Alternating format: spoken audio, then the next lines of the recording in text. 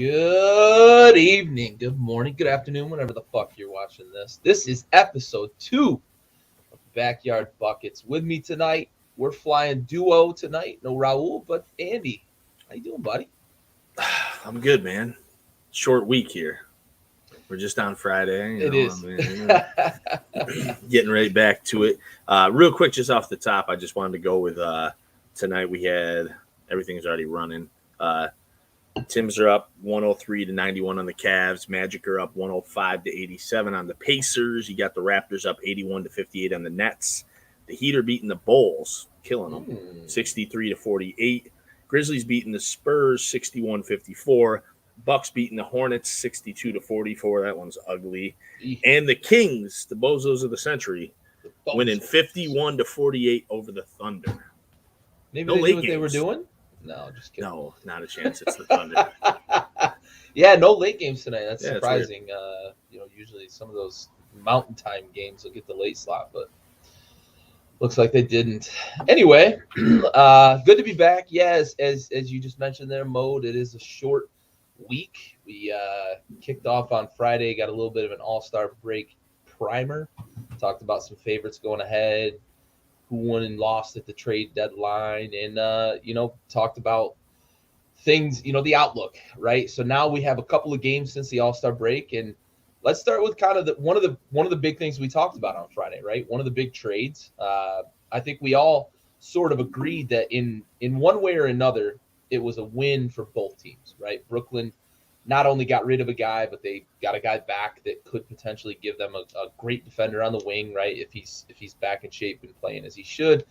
Seth Curry, another shooter, and they got a couple draft picks. But James Harden, right, got out of a bad situation, or what he perceived as a bad situation, right? T-Mac kind of led into him. And I agree with T-Mac, right? He's kind of a piece of shit. But he got out of a situation he didn't want to be in. And he's down in Philly. And I think after 2 games, it does look like there's some chemistry. And we talked about it with the high pick and roll that he can run with Embiid. It looks like that's working because he had a triple-double last night. He had 26, 12, and 8, I believe, in his debut. And Embiid has had 30, mid-30s games back-to-back since Harden joined the team. So, Andy, what are your thoughts on this? Is this them getting payoff on the trade going to get him? Is this working out as you expected it to, or better? Yeah, I mean, they've played the Timberwolves on Friday in his debut. Currently sitting the 7th spot in the West. They played the Knicks, who aren't very good, Sunday night. So, like you were saying, yeah, he had 27, 12 assists and 8 rebounds in his debut, and then 29, 16, and 10 for the triple-double. So, I mean, he's averaging 28, 14, and 9 in 2 games. And Embiid has looked good. The chemistry seems to be there. Yeah, I mean, I think this is what we expected. We have to see them play some better teams, clearly. I mean, that's going to happen, obviously. They'll need it to happen, I think, in the last, dozen and a half games or so to kind of get ready for that playoff push. The funniest thing, though, was, did you see where Danny Green didn't want to give Harden the ball on the inbound? I didn't watch the game. I didn't understand what that was about. But like, it almost reminded me of the Harden like eye roll meme. Yeah. Like, because he was clearly like, what the fuck are you doing? Yeah. I don't get it. I didn't understand. If somebody, can enlighten us, that would be great. But yeah, I think we're working out in Philly, as planned. Harden did this before. When Harden was traded originally to the Rockets from the Thunder, and we kind of weren't 100% sure what he was going to do not coming off the bench in that 6-role position playing with KD and Westbrook. And he went into Houston and just lit it the fuck up. Yeah, set the place on fire. So, yeah, new life, Hopefully he likes this situation. He's kind of pulling a little bit of a Jimmy Butler right now from a couple years ago where, more dramatic than Butler did. But Butler was like on the Bulls, the Wolves, the Sixers, and then the Heat in a matter of like 2 seasons, it seemed like. So,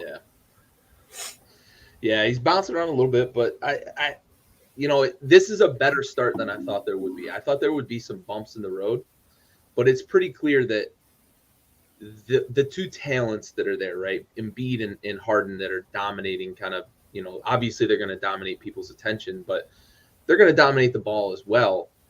It seems that there's just a natural fit. And we talked about it on Friday that it could potentially be one of those natural fits, like you mentioned, Clint Capella. But Embiid brings a bit more savvy when it comes to being able to handle the ball as well, but also really knowing how to position himself as a scorer, whereas Capella is more of a guy that gets a lot of like dunks right off of that pick and roll. Embiid, I think, brings that added danger of he doesn't have to go to the hoop off that pick and roll. He can stop, pop from the elbow. He can even, on a under, so they go under the screen or under the pick. He can pop out to the 3-point line and knock down some threes. He hasn't shot the ball super well in those two games, but it's been clear that Harden's been able to get him the ball in position to succeed on top of getting his. He's had, 26 and 29, I believe, were his 2-point totals, and then he's had, 8 assists or 12 assists and 16 assists in back-to-back games. So it appears that Harden's being put in a position where he's going to be able to really dominate the ball, and maybe that was a little bit of what he didn't like in Brooklyn. KD is a guy that is on the ball a lot, and Kyrie especially is a guy that's on the ball a lot. And maybe that's just something that was another kind of factor that aided him a little bit in Brooklyn. But I have to say that after 2 games, I'm surprised how well it's working in this very small sample size, right? We have to understand it is a small sample size. Right. Well, back in, the OKC days when he was the 6th man, a lot of casual fans were really perturbed with the whole why would you let Harden go somewhere else thing. And the choice ultimately was Serge Ibaka over Harden at that point. And, I think what most people who are more than casual fans understood was that Ibaka brings a lot more to the table with KD and Westbrook than Harden did, because it's the same guy, really. I mean, very, very similar player in terms of usage. So I think the same can be said, and I know the same can be said about KD now and Kyrie Irving, and we talked about this on Friday. And Harden's never played with a big like Joel Embiid. Most people haven't. I mean, there's only very few of them. There's really nobody like Embiid that I can think of. But like there's, especially in today's game, I mean, Clint Capella is a very good center, but the guy's like 6'9", and he's a shot blocker and a alley-oop or dunker. He's not, Embiid can create for himself, and it works. And they still have Tobias Harris too. So I mean, there's good things. Tyrese Maxey's playing good basketball. We're going to talk about him a little later. Yeah. They've got some pieces. So even though they gave up a lot of things, and they're looking at the newly released DeAndre Jordan, I hear too. Yeah, I think that'd be a nice little piece for them too. Guy that can come off the bench, give you a little energy, but also a shot blocker and enforcer that you can pair him with Embiid too, and let Embiid work on the perimeter and not have to worry about getting back to help on defense. You can kind of hide DeAndre Jordan down by the hoop and let him kind of do what he does. And he's a guy that rebounds, right? Right. You need those guys especially when you've got the second team in, and you don't have your James Hardens and everybody else shooting. You've got a guy that can rebound and get you dirty possessions, right? You get second possessions that you wouldn't normally get. So I think that'd be a pretty good move for them. Just the skill set that he brings to the table for sure. Well, we've seen, and Philly's not afraid to do these types of things either. We've seen them. They did it with Horford, bringing him in with Embiid, and everybody was like, "What are they doing?" And then they did it again with Drummond. So now, why not? Why not DJ? Yeah, for sure. So, last question to kind of close out the topic with Harden. How sustainable do you think this early success is? I think that's really kind of the question going forward, right? Is this fool's gold? Is this Harden showing off in his first couple of games? Or is this really what seems like a good fit? Right. I mean, I think James Harden's a very talented player, obviously, despite what T-Mac says about him, and I have, the utmost admiration for T-Mac. He's my favorite player ever. But, I think we we tend to look at the NBA through whatever magnifying glass we grew up with. And so people hate the way players dictate what they do these days, but that's the way it is. Yep. And since it's been that way for probably a decade at this point, players are going to make sure, especially players who know they have, the ball in their court because they're top 10, top 15 players in the world, they're going to do whatever they can to be in the right situation. So, I think Harden, thought the right situation was Brooklyn, and then that didn't work out. And, you can call him whatever you want, whether you agree with it or not. This was him getting himself into what he believes is the right position. And, again, I think Jimmy Butler did the same thing in a different way. Jimmy Butler used free agency to do these things. However, he jumped around and found his fit. So hopefully Harden does that. And I think it's going to work. Again, they've played a couple of not so stellar teams, but people are already saying are Harden and Embiid the best duo in the NBA, and it's hard to argue that they've got to be in that discussion. Yeah, for sure. Yeah, and I say piece of shit mostly because I don't like his tactics, right? But you're right. Like whatever lens we look at it through, it's going to taint how we see it. Right. I don't like him either, but I mean, it is what it is. Right. And he has the power and he has the ability and the power, that's the main thing, right? The players in the NBA have an immense amount of power. We're watching MLB right now. They can't get on the field because the players are being locked out by owners. The owners don't give a shit if they miss games, right? That's as little power as you can possibly have. And now and then you get the complete opposite in the NBA, and we see guys have different tactics. You mentioned Butler. You mentioned guys just demanding trades. You mentioned, and we've talked about LeBron going from team to team and making his demands when he gets to a team, right? So players in the NBA have this power, and think of him what you will, but he's just making what he thinks is the best of his situation. Yeah, he doesn't care. He doesn't care what you think. No. Like at the end of the day, and again, I don't agree with it, but people who don't, your favorite player, if they had the power to do this in their era, most of them probably would have.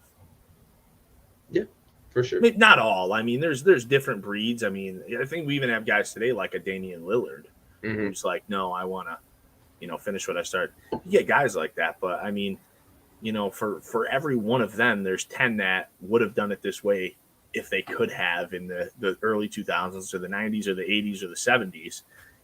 Those same guys would have also loved to make $40 million a year. You ain't kidding. I'd like to make a tenth of that. Anyway. A tenth? Shit, I'll take less than that. But yeah, right.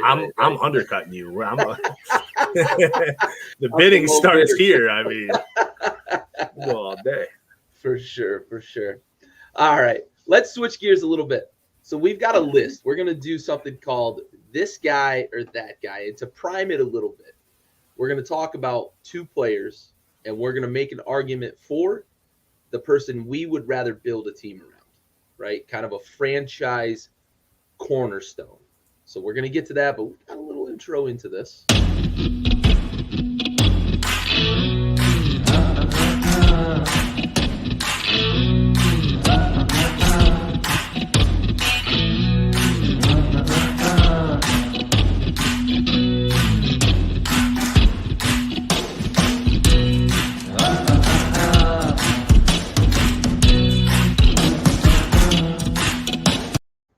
So, this guy or that guy? Full disclosure, I'm seeing that for the first time too, people. Gary made that. I like it. Yeah. All right. So let's get to our first list. Man, I have to say, you put this together, right?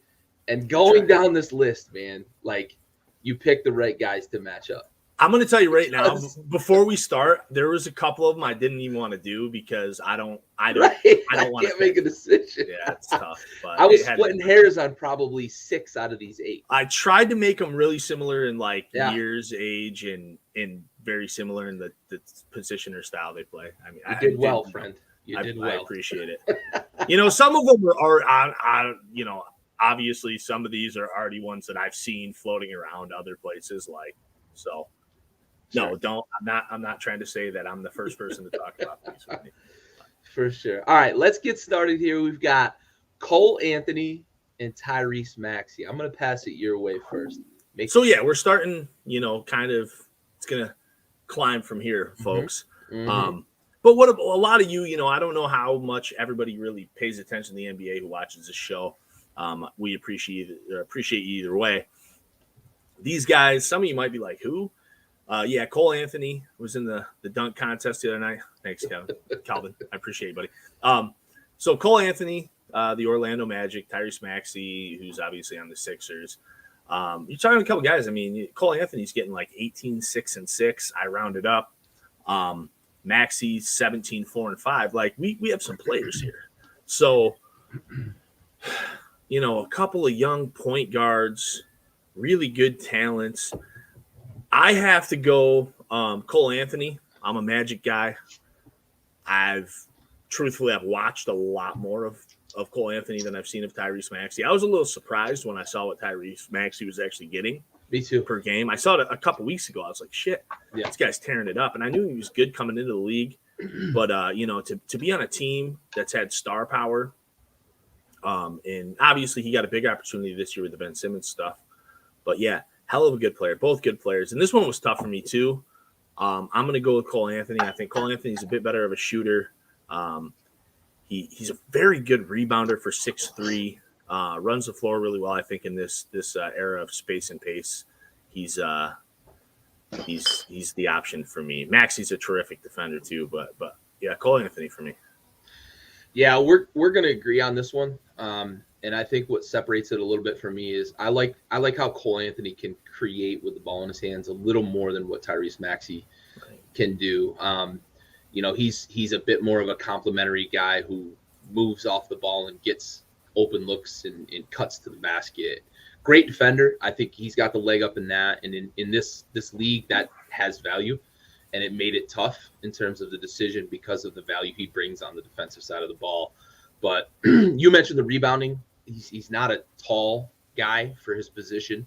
6'3". He's kind of mediocre, right? Average height for, where he's running. In being able to rebound 6 times a game is showing me that he's willing to do the dirty work. So I'm with you, Cole Anthony, between these two, but it's not by much. In Basketball Reference has him at 6'2". Actually, I was just looking. So you gave him an extra inch. That's a leg up even more. Yeah.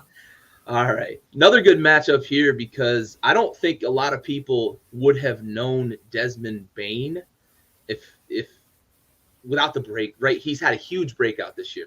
Entering this season, I don't think a lot of people outside of maybe hardcore basketball fans may have understood who Desmond Bane is and what he can do on the basketball floor. He's really made a name for himself, much more so this year, much more publicly known. And we're going to match him up against the guy who's got pedigree, a guy who comes out of Duke, a guy who was the 3rd overall pick, played alongside Zion Williamson, RJ Barrett. So I'm going to start here on this one. And I'm a guy who, during the draft process, during the entire lead up to that draft, said RJ Barrett is going to have a better career than Zion Williamson, right? I touted it. I was singing his praises as much as anybody would listen. But I'm going to flip the script a little bit on this because I really, really, really like Desmond Bane as a cornerstone 3-and-D guy. He's a guy that can really make a difference on especially on a modern era basketball team. The guy shoots the lights out of the building, and he will fucking lock you down. Basically 4 positions. He can guard 3. He'll lock you the fuck down. So I'm going Desmond Bane, and I'm going to eat a little bit of kind of what I was praising about RJ Barrett coming out of the draft. What do you think? I totally agree with you. Barrett's numbers currently slightly better from the points, rebounds, assists margin. He's getting more like 19, 6, and 3, while Bane's more like 18, 4, and 3. However, the 3-and-D thing, you nailed on the head. The guy's making about 3 threes a game, 2.8. Great defender. He's got a nice build to him, 6'5", like 220. I think RJ Barrett's, kind of falls a little bit into like the Andrew Wiggins type fad, like we expect this guy to maybe come out and be a superstar, give him the ball anywhere, let him go to work, as where Desmond Bane is going to fit in perfectly with a superstar in John Morant. Yep. And just do all the luckily for him, luckily for us basketball fans, you're actually getting to see this guy play because the Grizzlies have John Morant. Therefore, there's a bit of a spotlight. There's some television time. 2 years ago, we wouldn't have seen Desmond Bane. There's other guys. Dylan Brooks. There's guys like that on this team who are very good players that we don't know a ton about because we didn't get to see them play until probably mid-season last year because of the John Morant show. So it's really a nice thing. But if you haven't and you get a chance to, watch the Grizzlies play basketball because their youth movement is fantastic. And we did talk about that a little bit Friday too. Absolutely. All right, moving on to another great matchup here. A couple of real heavy-hitting scorers, right? A couple of guys that bring that to the table, and that's really their calling card, right? Anthony Edwards, Ant-Man, going up against Tyler Hero, coming out of Kentucky. His pedigree was he's a shooter. He's going to be able to score the ball, and we saw that in the bubble. He and Duncan Robinson got hot, carried them to the finals. Didn't carry them necessarily. Jimmy Butler was still the best player on the team, but their ability to shoot the lights out of the gym really was a big factor in getting to the finals. But Anthony Edwards has made good on what we expected from him coming out of college. Really good scorer, guy that can really distribute the ball as well. Who you got here with Ant-Man versus Mr. Hero? Man, this one was so tough for me because these two, I think I'd have to look back through this, but I feel like in my memory, these two more so than the rest of the field are the least alike, but play a similar, the 2-3 position. Yep. Tyler Hero is a guy who coming out of the bubble, we were really wowed by him as a rookie. And then last year, he kind of got shit on a lot, I think, publicly, even though he averaged like 15 points a game. And, playing with Bam and playing with Jimmy, like, that's not bad. This guy's averaging 20 points a game. Yeah. 20 points a game. And they added Kyle Lowry. So, I can't say enough about him. However, I think Anthony Edwards is that dude. He's a really good athletic defender who can score from 3 levels. I feel like he does everything right. He's always downhill. For me, I think about if I put Tyler Hero, because Tyler Hero is clearly on the better team. If I put Tyler Hero on the Timberwolves, how good would they be? What would his impact be?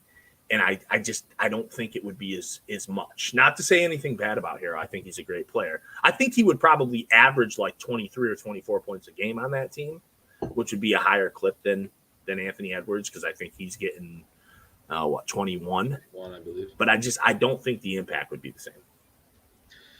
Yeah, I'm with you, and that was a big factor that I tried to take in when looking at this. Is like if you pick these two guys up, right, and you plug them in on other teams, how many teams is Anthony Edwards going to make better versus Tyler Hero, right?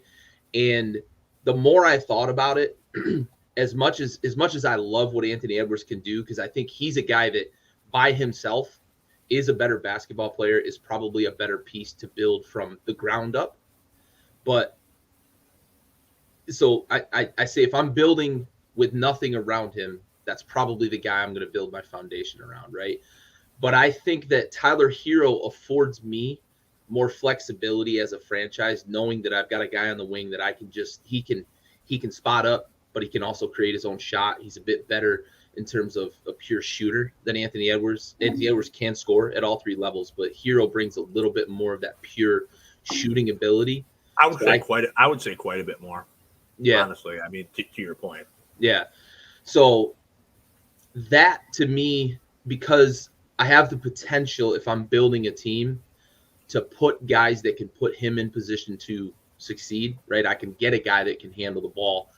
I'm going to go with Hero if I'm if I'm looking at this from kind of that piecing a franchise together perspective. If I've got one guy to just grab and say, this is my guy, then maybe I do go with Anthony Edwards. But looking at it from a building block kind of perspective, I'm going to slightly, and this one was really splitting hairs, I'm going to go with Hero on this only because of what he brings from a shooting perspective in the modern NBA.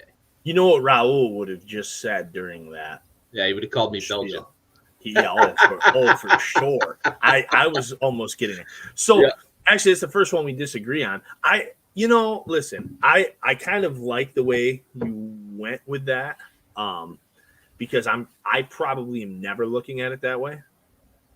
So I agree with you, actually, that Hero is going to fit in, especially in today's NBA. Yeah, probably 22 out of 30 teams better. Right. But yeah, no, I like it. I like the angle. You fucking think you're slick. Had to sneak one in there. Had to get one over. That's fucking illegal. All right, next matchup here. We've got the reigning Rookie of the Year, LaMelo Ball, and we've got sneaky fucking stud Darius Garland, because he's another guy like Bane. I don't think NBA fans, if you ask them about Darius Garland, would be able, like casual NBA fans, would be able to talk to you about what he brings to that team, right? He's a big focal, kind of the pivot point of the future of that franchise, really. And they've got a lot of young guys there. They've got a real good young core, but Darius Garland is kind of the focal point of where that team's going to go in the next 5 years. But you've got the reigning Rookie of the Year, right? So I'm going to jump in here, and I'm going to say I'm going to go with LaMelo Ball. And I say that because he's a guy that I don't need a lot of pieces around him for him to make my team better. And I'm going to use Charlotte as my example and my kind of evidence here, because they've struggled for a long time to put a franchise together. Mike's struggled for a long time trying to piece together a winning franchise there that can be sustainable. Adding LaMelo Ball, and I hate to admit this because I hate his fucking father to death, but that dude has made good on every bit of the promise that Big Daddy said LaMelo. He said LaMelo was the best ball player, right? And he's proving that. He can shoot.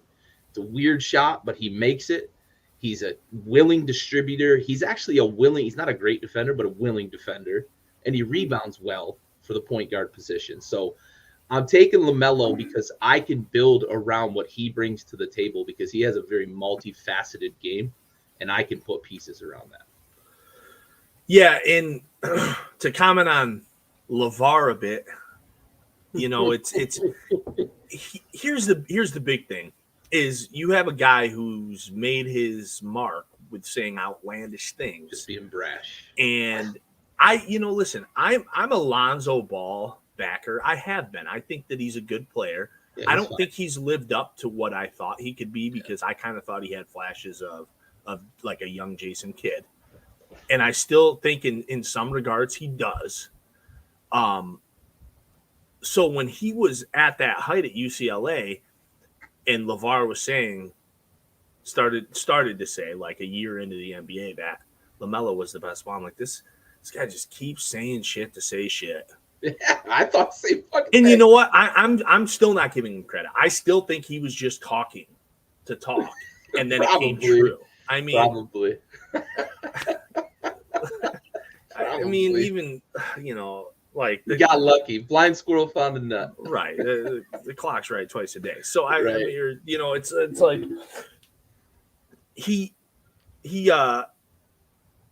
however, I'm off track. I'm way off course. LaMelo is the answer here. I think this was a little unfair to Garland. I felt a little bad about this one, but I wanted to talk about him because you have the Cavs currently. We talked on Friday night. I think they're fool's gold, but they're 36-24, and they're currently sitting fourth in the Eastern Conference, and they're only 3.5 games out of first. So, like, if you don't live in Cleveland and you called anything close to that, you're saying that, I call you a liar. I don't believe you. Kevin Love's out there being the vet I never expected him to be. the YMCA guy. Mobley, who's phenomenal. I mean, you have a lot of little pieces, but Garland has really been who I thought Colin Sexsmith was going to be. Yep. I agree with you 100%. Their best player. Yep. And that's nothing against Colin Sexton. I still think he's, a great player. But Darius Garland is just like coming to his own. And he's another one kind of like Cole Anthony. Just a small, kind of gets it done guard with a little more athleticism, a little more ball handling than you expect. So I do think the kid's great. This wasn't fair to him, though. I do admit that because it's LaMelo Ball. I mean, when you're averaging like 27 and 8, that's a second. You win most debates, yeah. Yeah, for sure. All right, now we get a little nitpicky here, right? Because this is two guys that are in a little bit different spots in their career, right? Zach LaVine is a seasoned vet, right? Been around for a while. We saw him as a guy. He was just a dunker, right, for a long time. He has become almost a complete player in Chicago, right? He's pretty damn close to being a complete guy. Yeah. Shooting, scoring, little bit of distribution, decent defender, versus a guy like Jaylen Brown who brings that two-way game to the table, but he's not nearly the star power of a Zach LaVine, right? And he gets overshadowed a little bit by somebody we're going to talk about here in a minute. But this is an interesting matchup because they play similar styles of ball, but Zach LaVine, we know him more, right? So I'm curious your thoughts on who you would build around here, Zach LaVine versus Jaylen Brown. And this is really where we get to the part where I said I looked at it and I didn't want to do it because these are like two of my go-tos when I do like an NBA 2K franchise. I love both of these players. Like they're two of my favorite players. And I think they are the furthest apart in our comparison. Zach LaVine's in his 8th season. Yep. Brown's in his 6th. So it's kind of close still. Yeah. In what world is LaVine in his 8th season and Brown's in his 6th? Like I feel like Jaylen. I had to look at that twice when I looked at it earlier. Like, oh my God, Jaylen Brown feels like a 3rd or 4th year guy, and LaVine only feels like a 4th or 5th year guy. The older I get, the faster this goes. So, LaVine was drafted the same year as Andrew Wiggins. So that's like the Julius Randle, Aaron Gordon, those guys. I actually wanted the Magic to draft him with their 2nd pick, which was like 10 or 12 or something. Instead, they took Alfred Payton. Where's that guy now? But LaVine was coming out as like a 6'6" point guard. And, that didn't work. He obviously went to the 2 and could play a bit of the 3. But Jaylen Brown's phenomenal, great defender, almost as good as an offensive player, though, too, as LaVine, which I think gets slept on sometimes because Tatum's clearly the better offensive player. So he kind of gets a little swept under the rug, despite the fact that he's averaging like 24 points a game. Yeah. This one's really like splitting hairs for me, I think, but I think I go with Brown. And the reason I think I go with Brown is because he's 2 years younger and his stats are so damn close at 2 years younger. And he's a better defender, but it kind of hurts my feelings because I want to pick LaVine. So, but yeah, I'm going to not Belgium here and go with Jaylen Brown. So slightly. We're in lockstep and we're in lockstep with that. It's very slight. The age did make a difference.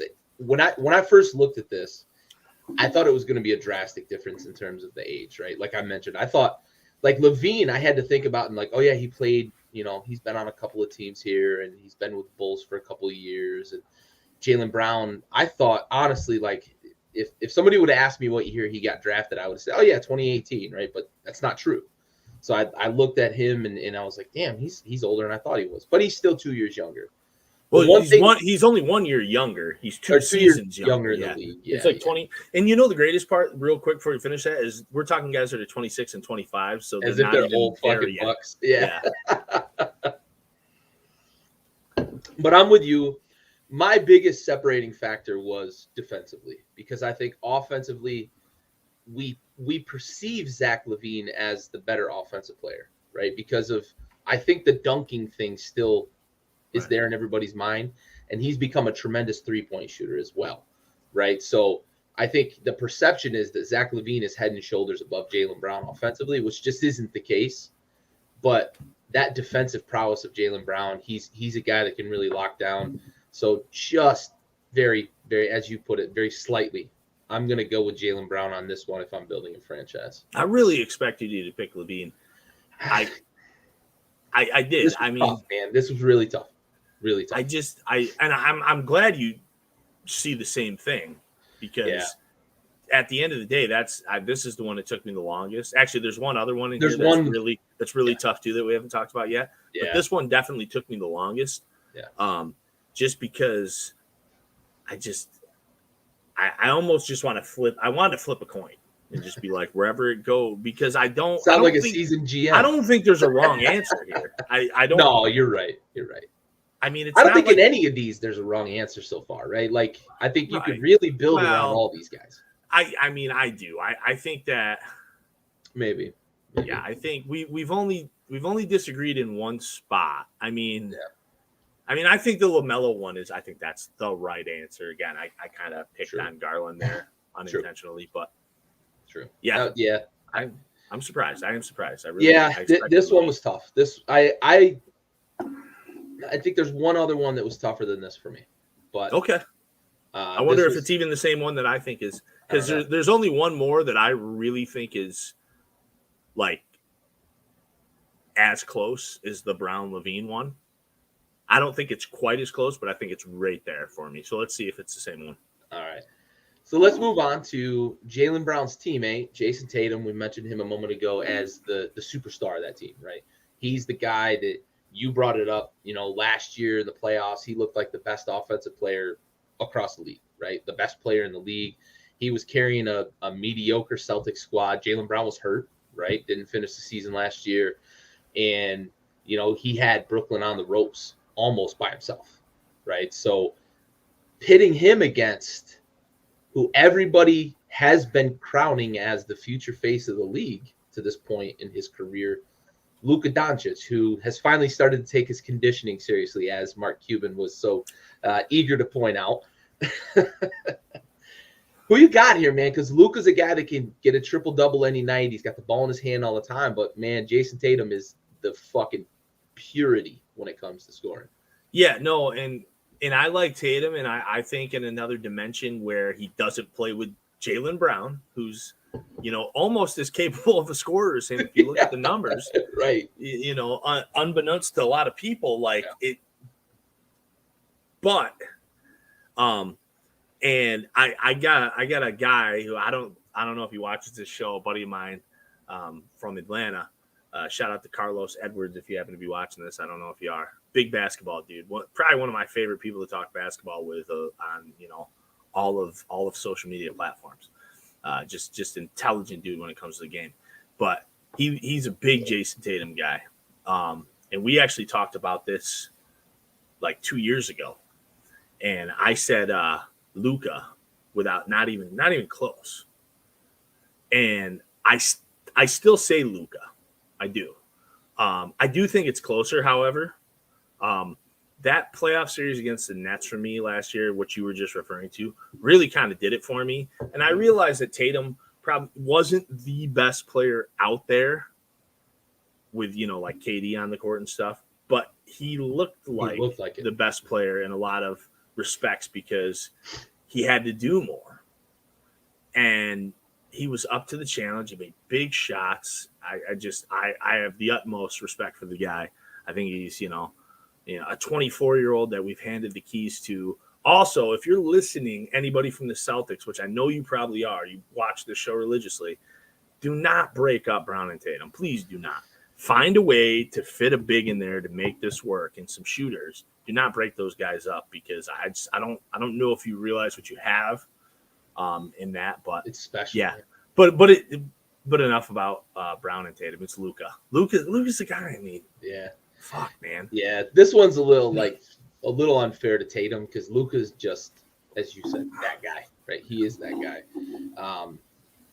So I'm with you on Luka for basically the same reason. The dude can fill up every stat you know, and if he ever takes defense seriously, like he's just going to be an unreal, like legitimately the LeBron hype with him would be for real, because early in LeBron's career he played good defense. Now he plays Olay defense, but he's also 38. Well, I mean, you got two of them on that team, because there was a point in his career where I thought Westbrook was a really good defender too. Yep. He hasn't played defense. He in plays 5 a lot years. of Olay defense now too. But to your point, right? Celtics GMs and in front office, if you're listening, fucking keep them guys. I was worried 2 years ago that they were going to move. I was worried Brown. This year. True, but I thought they were going to move Brown in favor of Kyrie, honestly. Yeah. And I'm glad they didn't. I just hope that they don't make that mistake here on the back end and move and break them up, because those two together are awesome. Get a couple of shooters.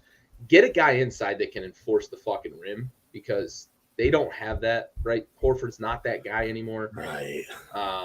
He's a fine complementary piece, but if you're relying on him as your safety net, you're in trouble. So, and that's not to say like they're the best defense in the league by a long stretch since the 1st of January. Add a guy to the middle of that can rebound the ball and protect the rim. I love the way you put that. Keep these guys together. Don't break them up. Well, 6 years ago when I know this, we were talking about Tatum here, but 6 years ago when Brown was coming out of Cal, I don't even remember who the first pick was that year, but was that the 16 draft? I remember that was the Buddy Hield year, right? Mm-hmm. And I remember, like, I'm on record literally, because I had a podcast then too, and I was flaming everybody who didn't take Buddy Hield. Like, the fuck are you guys doing? You're messing up. You're doing the opposite of the Evan Turner here, is what I thought was going on. Like, and fuck, was I wrong? Like, and the Celtics were the biggest on my list of refs. I was like, Jaylen Brown, are you fucking kidding me? The dude, the athlete that does nothing else but be athletic. And it's funny because I know that I got this dude buddy of mine, Ben Parker. Shout out to Ben. He's from Utah. He was out in Cal, and he last I knew he writes for Cal for the paper, but like he was real big on Jaylen Brown. And I think I remember telling him one time, like, you're kind of crazy, I think. And so, like, Ben, if you're watching, you're not crazy. Also, you know what? He was a guy who was really big on Zach LaVine coming out. Oh, really? Yeah. Nice. So he's, there's a reason he used to go by the moniker. He went by the moniker of the NBA guru at one point. Nice. Young buck. He's a good dude. But, yeah, that Jaylen Brown, man, just a fucking. That was the Ben Simmons draft. Oh, it was the Ben Simmons draft. Yes, it was. Yes. So you know what I did is I flamed everybody besides the Sixers. That's what I did. Yep. Yeah. Glad I was right.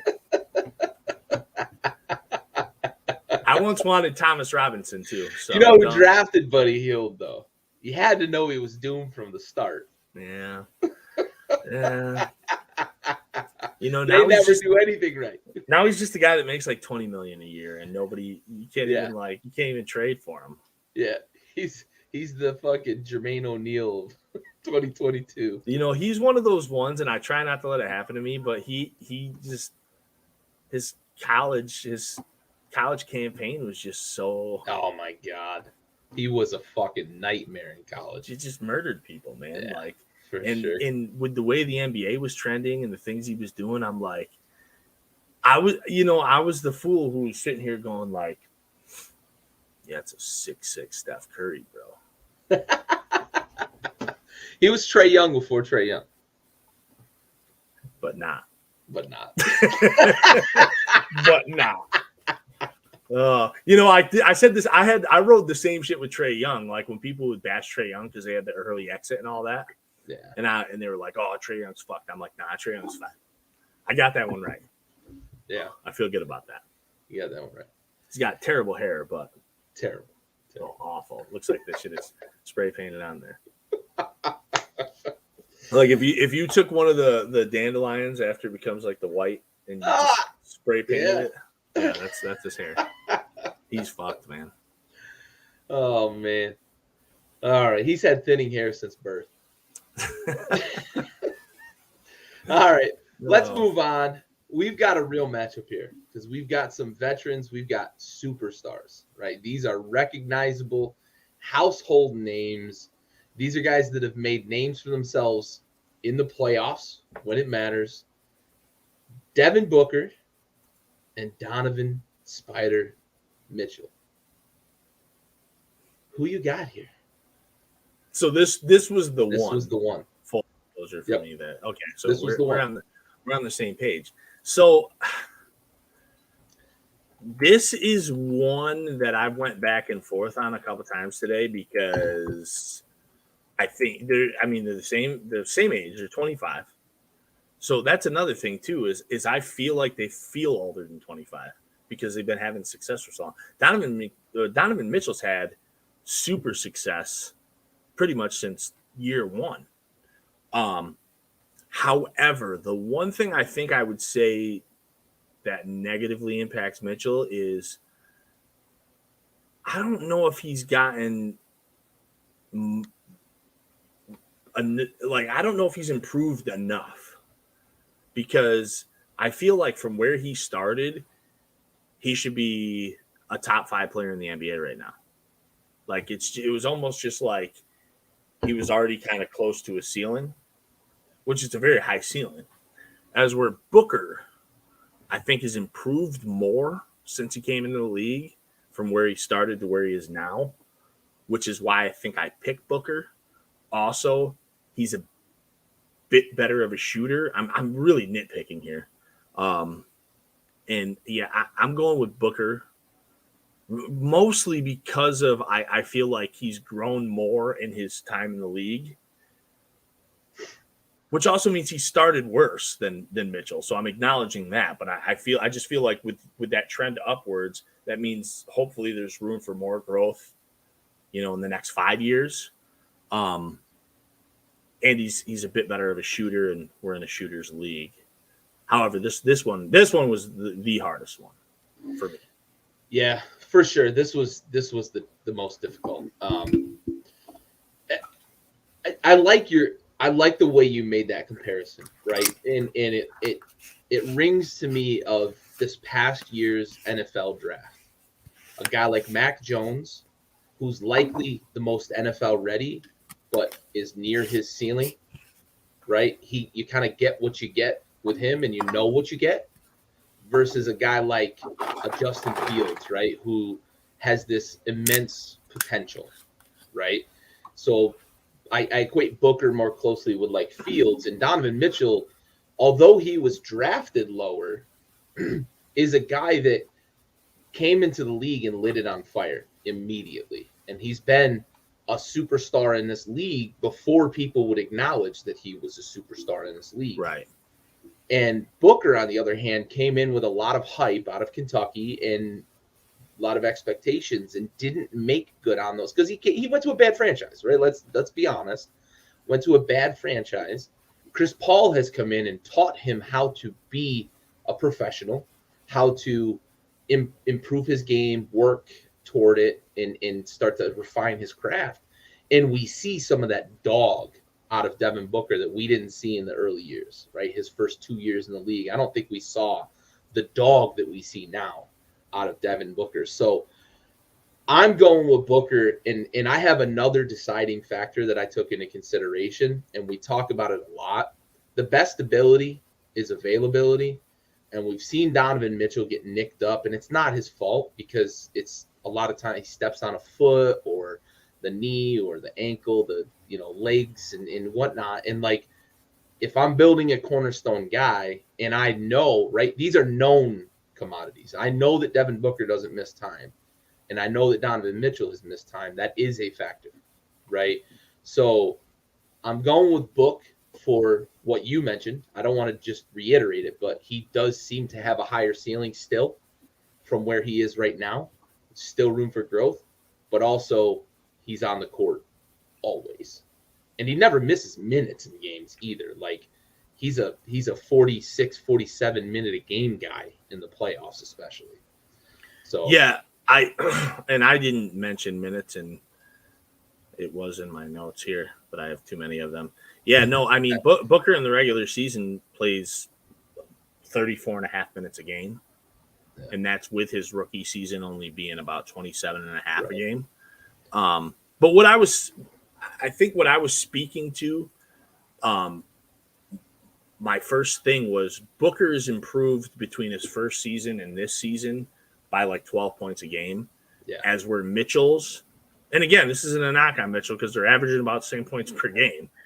Mitchell's He's been there longer. It's in 1 year. Booker's been there 1 year, or Booker's been in the league 1 year longer. But I just mean Mitchell's been there. Mitchell's never averaged under 20. Right. So he's like a 20, 23, 24, 26, 26, as where Booker started off like 13 a game. And people are going to be like, oh, he didn't play a lot in his rookie year. Well, he played almost 28 minutes a game. So, Mitchell has played over 30 minutes since he came into the league, but like just that increase. I don't know. Again, this one was so difficult. In many regards, they're the same guy with different skill sets. Like and they're two of the guys that I almost feel like if you swapped them on teams, I don't even know what the difference would be. Like it'd be a different game while you're watching it, but would it translate into different things? I don't even know. I mean, assuming Mitchell's healthy. For sure. All right. Let's move on to our last one here. We've got a pretty good matchup here too, right? Same position, and Showtime for different reasons, right? So we've got Trae Young, who can shoot the ball from everywhere in the gym, makes the no look and between the legs passes all the time, setting his guys up, and just he's that shooter. He's that Steph Curry mold, right? He's the young kid that saw Steph Curry play and said, I want to do that, right? Versus Ja Morant, who can score at that level, but he'll also jump the fuck over you. Who the fuck did he watch play? Fuck Dominique Wilkins. Dominique Wilkins and like Russell Westbrook mixed with like dude, he's an anomaly. He's a kangaroo is what he is. Yes. I'm pretty sure that dude has left teeth marks on the I-beams in the rafters. Yeah, he's a nutcase. So are you taking a guy who's a shooter, or are you going to take a guy who can yam on everybody in the building? The two greatest shows on earth right now in terms of young guys in the NBA, in my humblest of opinions, like these are the two must-see players. If you're going to tune into an NBA, if you need a reason to tune into an NBA game, it's Trae Young and it's Ja Morant, and it's for completely different reasons because Trae Young will show you what the league is now as far as shooting the ball. They call him Ice Trae. He smiled and he bowed in Madison Square Garden as he put a dagger in the Knicks, okay? And then you have Ja Morant, who's like just a freak phenom of an athlete. Like we haven't seen a small athlete in this league since prime Russell Westbrook. And I think that Ja Morant's a little bit better of an athlete than Russell Westbrook. Guys jumping up there, getting the two-hand block off the glass. He can shoot the ball a little bit. He's just completely unselfish. His young teammates, the craziest thing to me, and we talked about this a little bit on Friday, where I said I didn't believe in the Grizzlies in the playoffs as well as I didn't believe in the Bulls because they're young teams. There was a part where I said, I believed in the Bulls a little more because at least they have DeMar DeRozan, the vet, steering the ship of young players, as where Ja Morant is steering the ship of young players, and he's a young player himself. However, I think he handles it real well. I think the players buy into what he's doing. But the greatest fucking shows on hardwood as far as young – I mean, we still have Steph Curry. We still have Giannis. We still have LeBron James is still putting on shows. We've got Joel Embiid. We've got Harden. We've got KD. We've got guys. If you want to watch young players – besides like Luka and Tatum, who are going to be headlining the league in 5 years, look no further. Like this might be the matchup because you got one in the East, one in the West, right? Yeah. These might very well be your all-star captains in a few years. So in very different styles, but both very successful. Now the Hawks aren't having as much success this year. We saw them do it last year. They went in, they beat the Knicks in New York. It was awesome. He was lights the out. bow, didn't give a shit, Yeah. which means a lot to me. To me, that's huge. And now Morant having his team on board this year.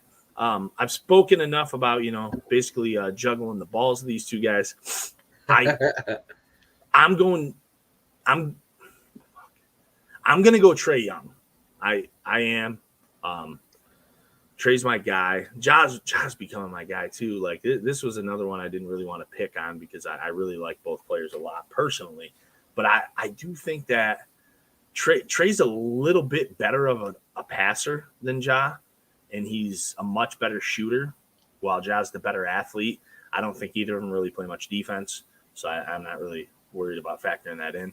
So I just for today's game, I think the shooting, the passing, I'm going to give the slight edge to my boy Trae, Ice Trae Young. But Ja Morant, we love you anyways. Raul right now, his head is fucking exploding. He's exploded.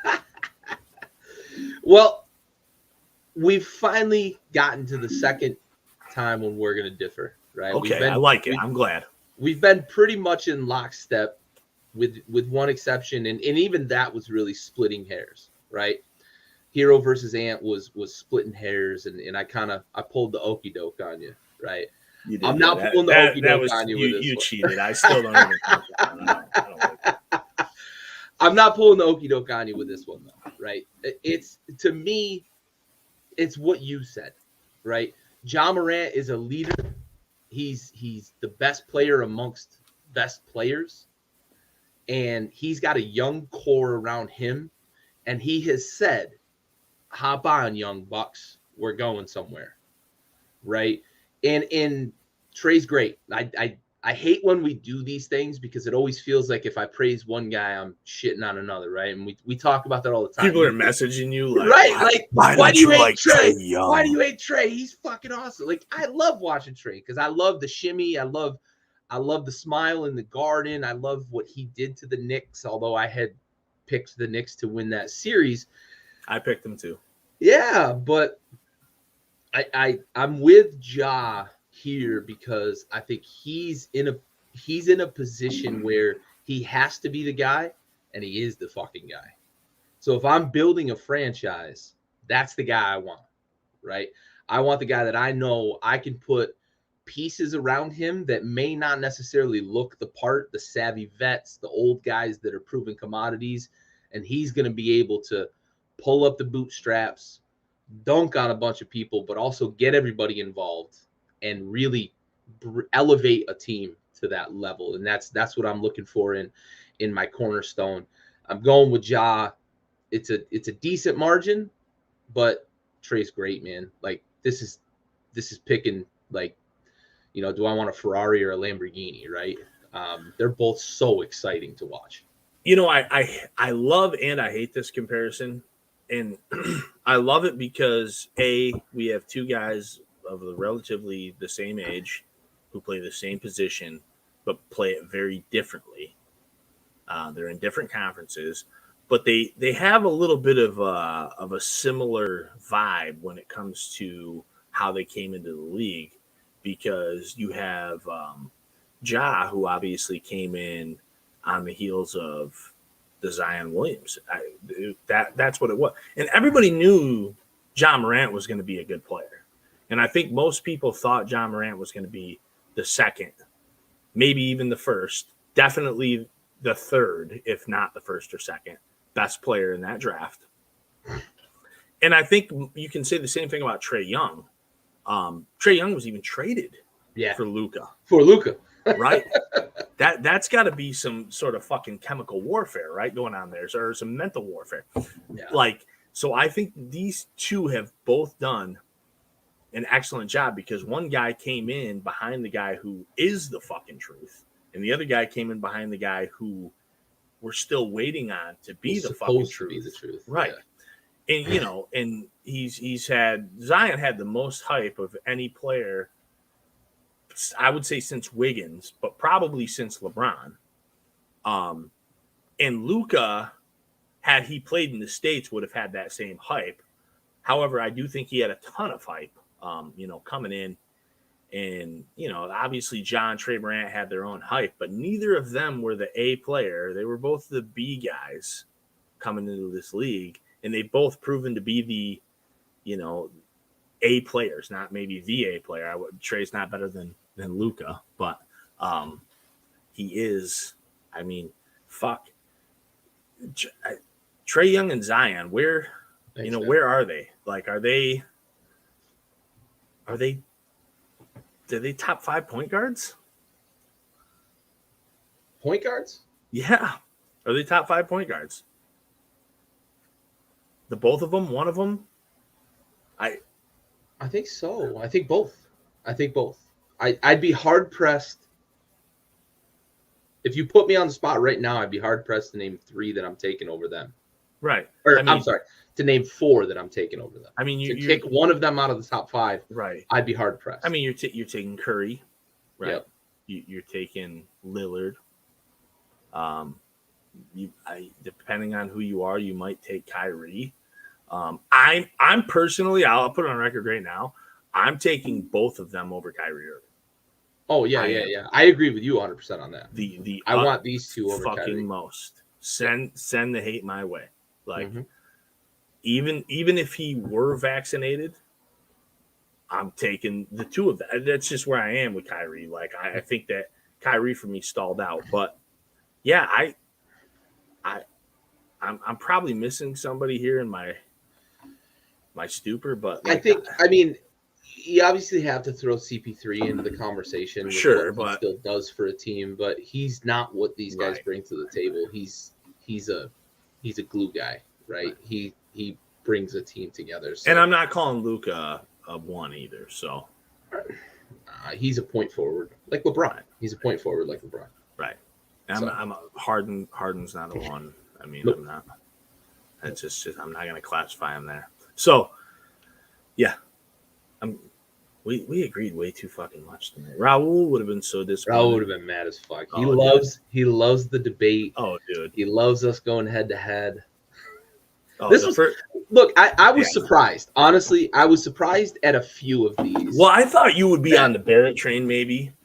See, I had to check myself on that because I was. I wouldn't have been mad with you if you were. Like, I think it's plausible. I don't think with the argument for Barrett is he handles the ball. That's the argument for Barrett against Desmond. Right. I think there's only 2 of these that you're wrong if you say, and I think that would have been Garland, LaMelo, and Tatum. Yeah. Like those are the only 2 that I would be like, you're wrong, but I mean, so. Yeah, for sure. All right, let's get to most important part of the episode here, and we are going to swing into our salute to service.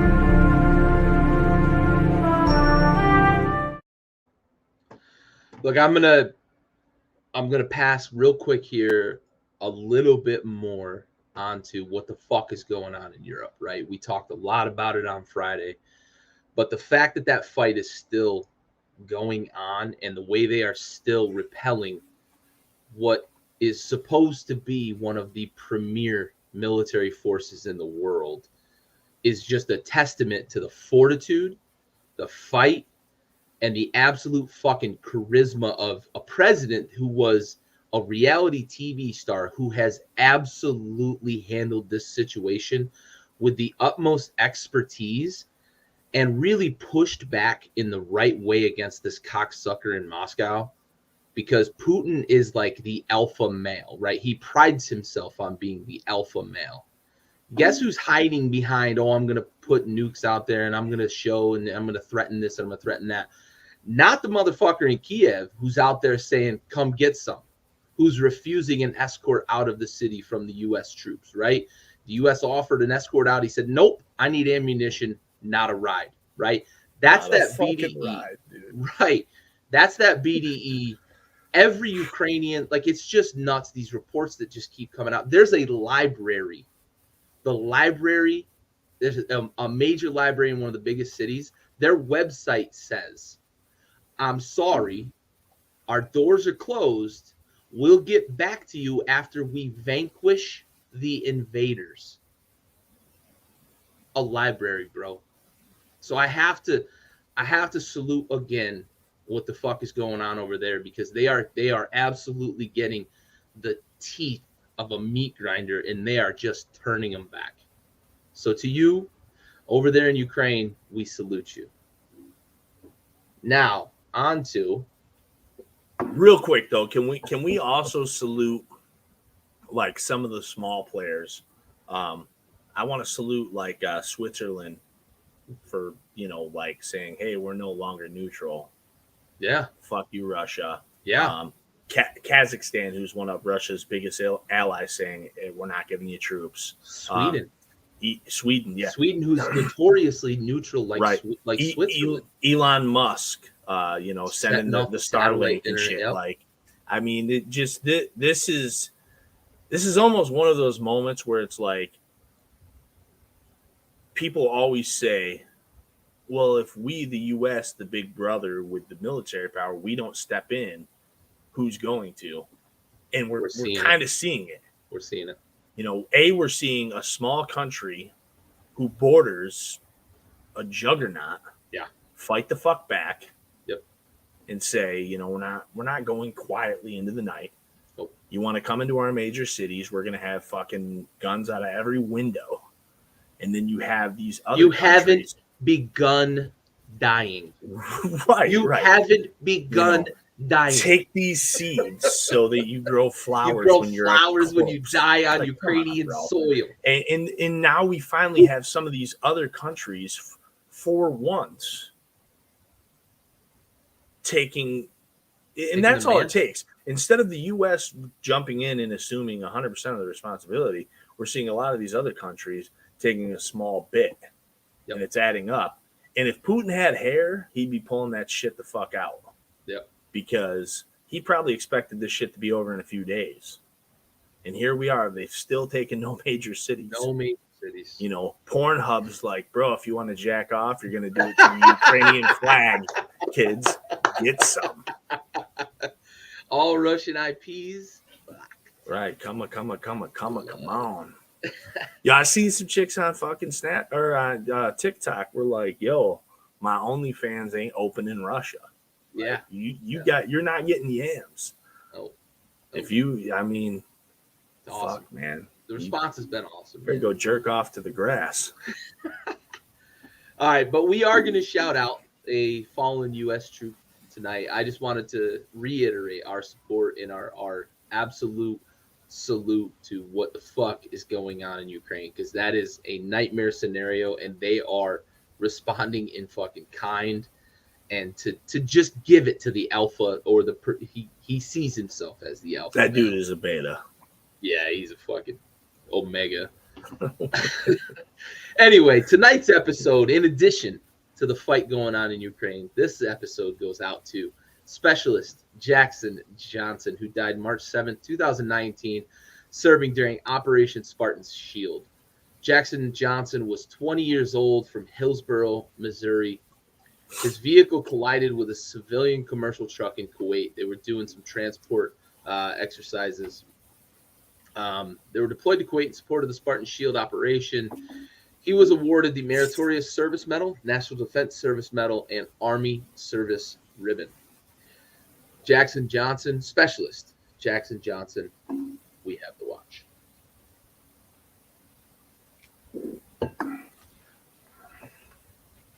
All right.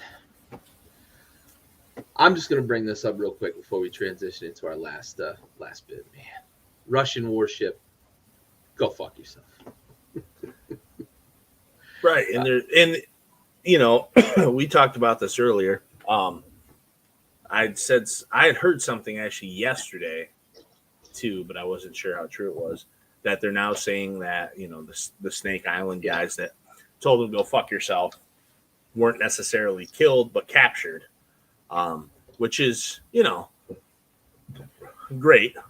Might get them back. I think in a sense, though, that to me, more than anything, it shows that the Russian dudes in the warship, because there's a lot of shit coming out now, too. A lot of these Russian soldiers don't actually want to fucking be there. They thought they were doing an exercise. Whether that's true or not, we'll see. But, I'm they glad. They were told it was peacekeeping and shit like that. But the thing is rules of war over there means if you don't do what you're told, you get executed. Right. So, I don't want to say all of them because some of those homicidal freaks are running people over in fucking civilian vehicles with tanks, but maybe some of them. I saw a video too of a dude rolling up on like a Russian tank, a Ukrainian dude, and he was like, "You guys need gas?" Yeah. And they're like, har laughing. You can't park there. And listen, I think with drive-by Molotov cocktail too is fun. With any war, like there's probably some dudes that don't want to fucking be there, man. I mean, you're talking 19, 20-year-olds. When I was 19, I didn't want to be somewhere else fucking trying to shoot people up. Like I was trying to get some chicks, man. So, fucking sure. Putin, dude. Crusty motherfucker, man. This fucking guy, dude. This fucking guy. All right. So we've got a couple of new segments we're going to introduce tonight. In addition to this guy or that guy, that's not going to be a regular one, but these two are going to be regular ones. And in the spirit of, for those of you who've watched the Backyard Blitz, we have Thanks Haskins and we have Damn K to salute a negative and a positive. We've adapted that to the hoop scenario. So we're going to start out with, and so I took that personally.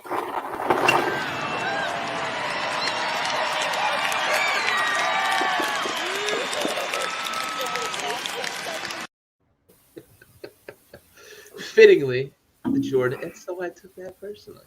So I'm going to pass it your way. What do you want to highlight tonight? Oh, man. So I was going to touch base with you because we had the short week, really, with a couple days, and I hope we don't, step.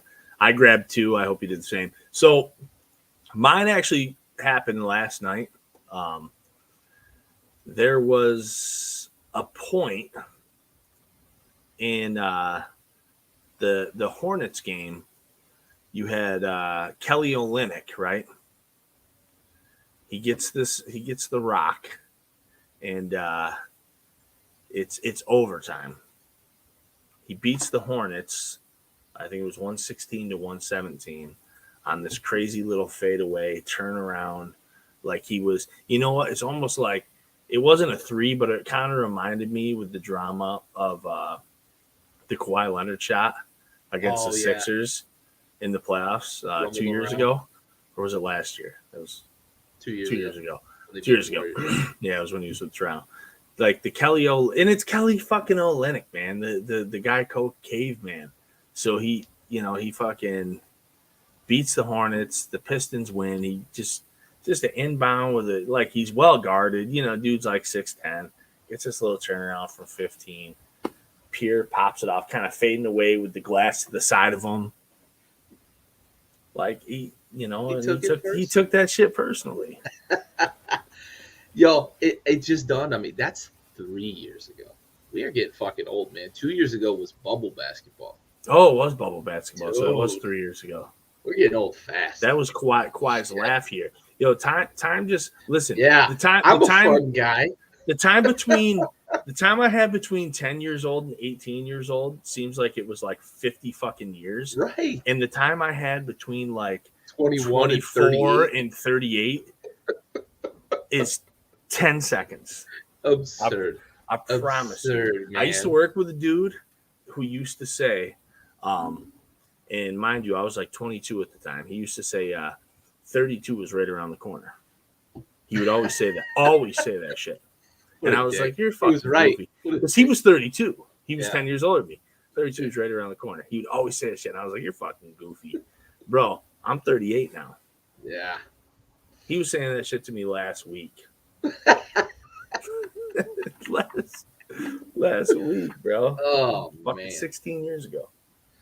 So my little highlight here, I'm going to go back to something we talked about at the very beginning of this show. Harden, in his first 2 games in Philly, has shown his entire ass, right? And I'm going to equate it to T-Mac. I'm sure he doesn't give a fuck what T-Mac said, but T-Mac lit into him, and he took that shit personally and had 26, 12, and 8, and then followed that up with a fucking triple-double. So Harden taking shit personally and putting it to the T-Wolves and the Knicks. All right, let's transition to our final segment. Ball.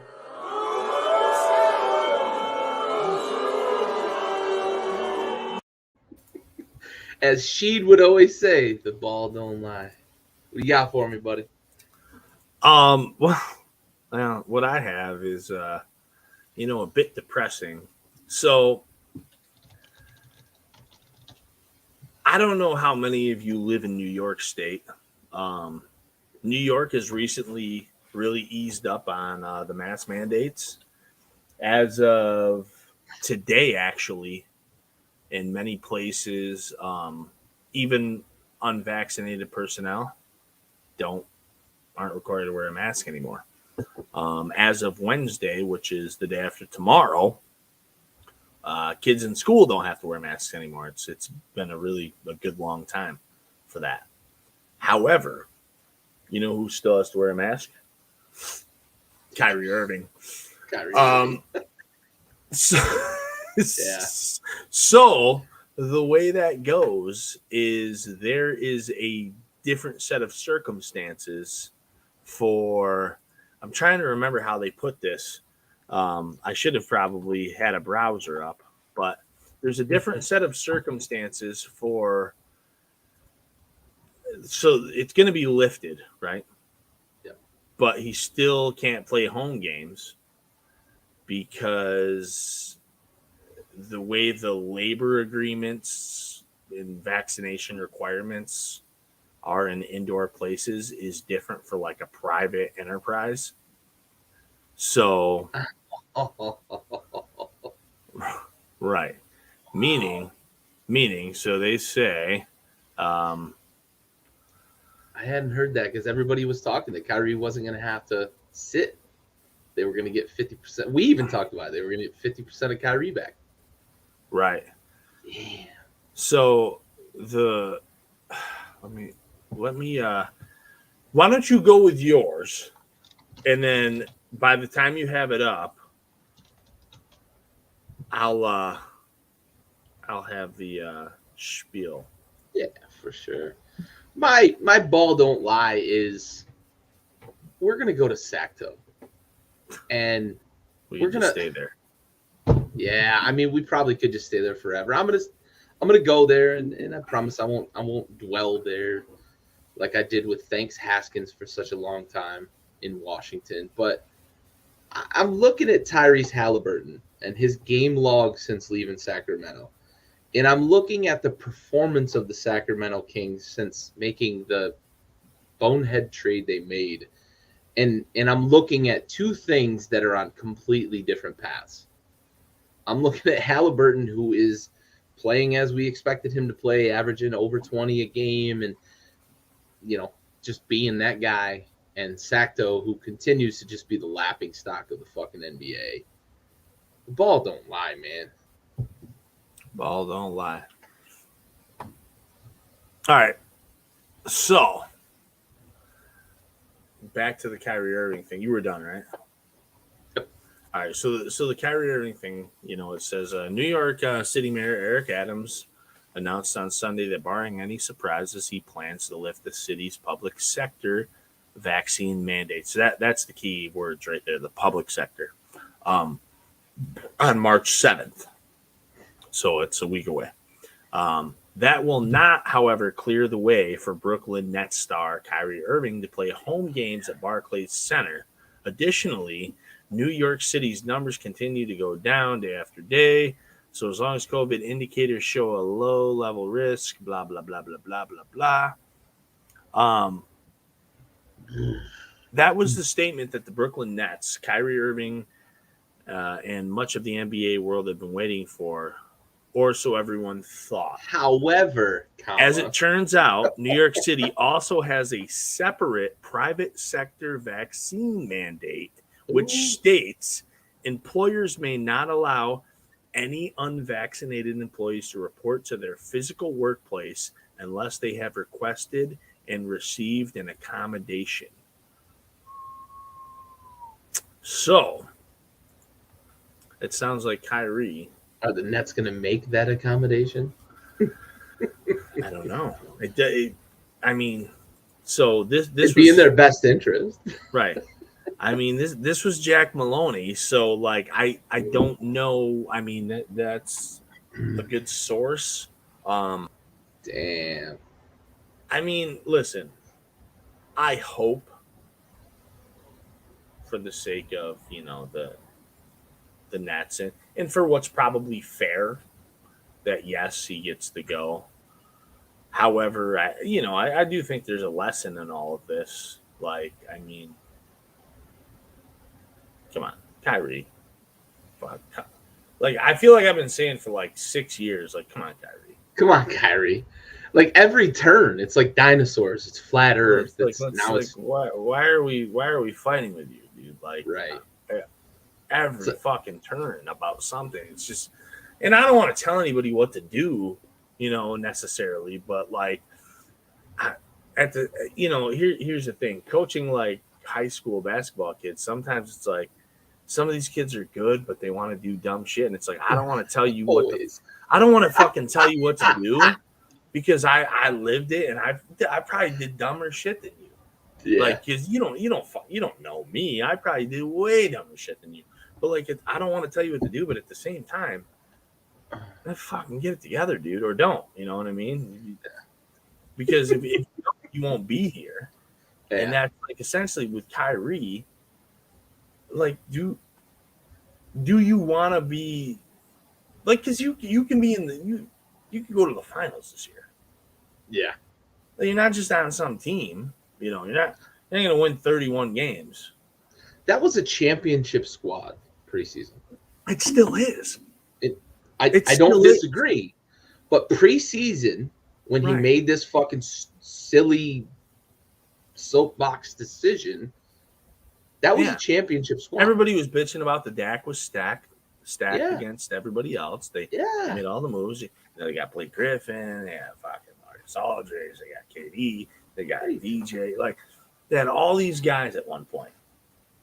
And they're again, I thought we agreed last, on Friday that they're with Simmons. I mean, he's dealing with his own thing right now, but with Simmons, with KD coming back, and what we assumed was 50% more of Kyrie, they were going to be probably going to be the favorite in the East, or at least in the conversation. They're in there in the top 3 or 4 teams for sure.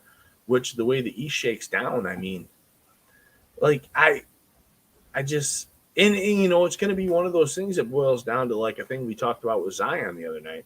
Do you love the game? Yeah. Like, do you really love the game? Because we've seen people who don't love the game. Right. Andrew Bynum didn't love the game. I mean, we looked at a guy who immense wasted talent with Dwight Howard's ailing back thing as he transitioned from Orlando over to the Lakers. We saw Andrew Bynum look like he had a possibility to be the best big man in the league. He didn't love the game. Larry Sanders. Yep. From the Bucks, people might remember that guy was a pretty goddamn good player for a few years. Didn't really even like basketball that much. Like, it came out. He had some shit too where like he was a little depressed, but he didn't love the game. And and some people don't love the work. Yeah. You can tell. You see guys all the time who are highly skilled. Like Kobe Bryant's a really good example because Kobe Bryant is highly talented, but also really loved the work. Michael Jordan, really talented, but also really loved the work. And you get other guys.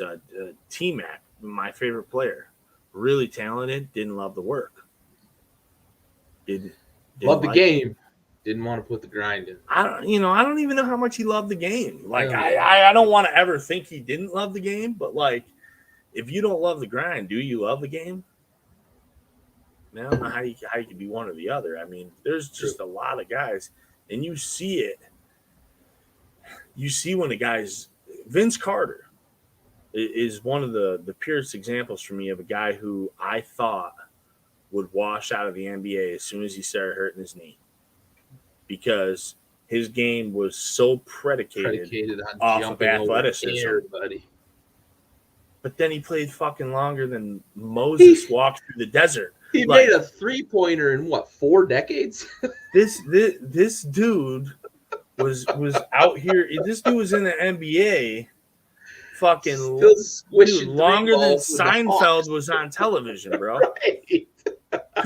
But it was because he worked. Yeah, he made himself a different guy. Yep. He became a 3-point shooter. He became a threat.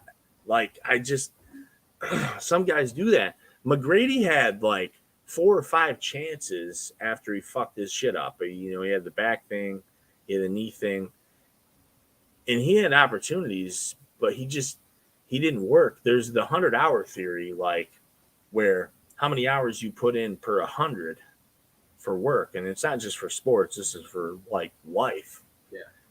And like, it was estimated McGrady shit was so low when they estimated it. There was a really good article. I'd have to find something. We could put it up for people to see. It's one of the better pieces, but some guys just try. Jason Kidd's another one, and I don't even want to say from like injuries, but like, remember Jason Kidd came in the league and they called him Asen Kidd because he had no J. And then at one point he was like number 3 on the 3-point made list. Yeah. Like, after he was retired. He just worked at it. He some guys work, some guys it's probably hard. I think when you're so naturally gifted, like, bro, if I were naturally gifted enough to be in the NBA, I wouldn't work at all. You'd be Brian Scalabrine. Nah, dude. I'm saying if I bet you Brian Scalabrine worked though. I'm saying if I were a top tier athlete, like if I were as athletic as like Kobe Bryant, I would have never put in a fucking ounce of work. I didn't have to. Yeah. Right? Kobe never had to put in that work he did. He could have been 23 points a game. Right. He could have been fine for 10 years, no matter what. But he decided to be 28 points to chase the GOAT. Right. So like that's the difference, I think. Yeah. Like, dude, if I could score 25 points a game in the NBA, I'm never working. Not once. No, not at all, dude. There's no way. There's no fucking way. I don't even care if my span is 5 years. I don't give a fuck. Like, I scored 25 a game for 5 years. Fuckers. Yeah, I'm getting paid. I'm doing that. I am not working. Like, you fucking catch me at the house, catch me man. Outside, not in the gym. This month, like, listen, in some regards, like, I feel like some of these guys' lives are dumb. Maybe I'm weird, man, but like, so there's a story. There's a story, and actually, I'm hating on T-Mac. The story's going to talk about T-Mac. There's a story from Kobe where over the summer, for like working out for the FIBAs or whatever, he came into the gym early, like Kobe often does, and McGrady was there already. And Kobe did like psychological warfare on him. Yeah. It was like, how long you been here? And, whatever McGrady's answer was, an hour, 2 hours, whatever. He was like, really? You been that long? I wouldn't be here.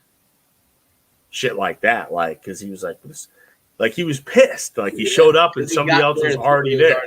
Yeah. And he was fucking mad. And he fucking, he how do we put that? He took that personally. He took it personally. He did not like it. He was like, this motherfucker. who's already pretty good, you know, like he's fucking pretty good. Why is he here before me? What is he doing? Right. He's trying to be Kobe. Yeah. Did not like that shit. Which is great, but like at the same time, I'm like, man, how much fucking personal time do you think Kobe Bryant had over his NBA career? 7 or 8 minutes. No, it's total. Total. Exactly. Holy fuck, man. 7 seconds or less. 7 he seconds. He had less personal time than a D'Antoni offense. D'Antoni offense to take a shot. Like this fucking dude, man. Like, in many, with all due respect, I almost think Kobe Bryant is kind of a psychopath. Or was kind of. I think you have to be a little bit of a psychopath to be that competitive. A little fucking weird, man. Have that drive. That's for sure. That's Michael Jordan was probably a bit of a psychopath. Sure. And listen, and here's the thing: the opposite thing of what I say now, like when we judge dudes now on everything we see about them, we don't get Jordan in the same light a lot of times. Yeah. Because we didn't see everything he did. But like, yeah, I think it would be the same thing. Like we would see some weird shit about Jordan. Like we'd be like, like, bro, this motherfucker's a dickhead. Yeah. Like, listen, and Jordan is whatever Jordan is, but I think Jordan is kind of a shabby human being. Oh, yeah. Like, he probably still is. I mean, probably. Like, as we're like, he's out there cupping Mary J. Blige's ass. You know that. She didn't even care, dude. No, that's MJ. Dude. Yeah. Dude. Shit. All right. Let's get to some closing remarks here. Right. We've waxed a bit. You get to see a little bit of kind of the back and forth, the insider knowledge here with Mode and myself. But what are your closing thoughts, buddy?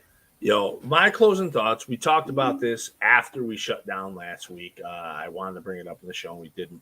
I'm not 100% sure, and I meant to pull this up, and I didn't do it. But gambling, sportsbook style, throughout the United States. I live in New York. New York came live like week 16 of the NFL season, so just 2.5 months ago, roughly. I have noticed, and I'm curious how many other people have noticed from different states or whatever. I know Raul said in Texas they're still pretty handcuffed, sort of like they are when they get a half an inch of ice on the ground. But I've noticed people who aren't basketball fans, and in a lot of times people who aren't even sports fans, in on it. I actually had a conversation with like a longtime friend of mine earlier. I've known him for since I'm like 11. Doesn't really care about sports at all, but he's a bit of a gambler. He likes the poker. And we're fucking yapping Facebook basketball.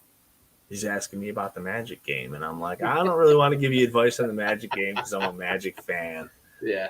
And he's telling me he had picked Indy, but he saw Markelle Fultz was coming back tonight, and he didn't know what that meant. And I was like, I don't know what that means either because I haven't seen Markelle Fultz in a fucking year. Yeah. However, last I looked, the Magic were fucking tearing that ass up.